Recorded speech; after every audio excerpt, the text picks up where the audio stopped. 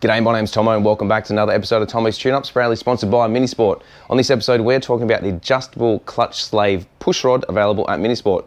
Well, what does this thing do and why do we need it? Well, as I said, it is an adjustable clutch slave cylinder push rod. Why do we need it? Well, if you need a little bit of extra length, which we all do, this is the perfect item in which you need to help assist with that. So essentially, to fit it, you do just need to remove the split pin behind here, remove the clevis pin that goes through here, remove the old one, put the new one in, and away you go. Easier said than done compared to the black Mosquito beside me, in which took us about 4 days to be able to get our hands in there because it is so damn tight because of the turbo system we're running. Now, why do we need to run this? So if you're running a clutch setup like we did on the Morris Minor, where I needed that little bit of adjustment, this was the perfect item that I needed to fit to be able to dial it into exactly where I need.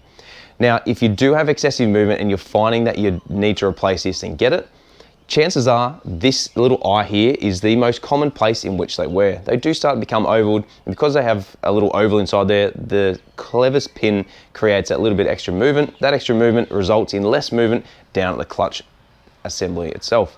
So chances are this is the actual problem here, not this whole assembly. So you can buy the standard one listed beside me just here from Minisport. Alternatively, if you just want to run this one, you certainly can, but you probably have other clutch problems. Also check the clutch arm itself. They often tend to bend and wear over time. There could even be further issues with the car. So if you're finding yourself having to use this, and it's not just because you want to upgrade, but you've got clutch issues, you've probably got bigger items that you really need to be assessing. If that's the case, reach out to me or the team at www.minisport.com.au or the number listed behind me, and we'll see you again on the next episode of Tomo's Tune-Ups.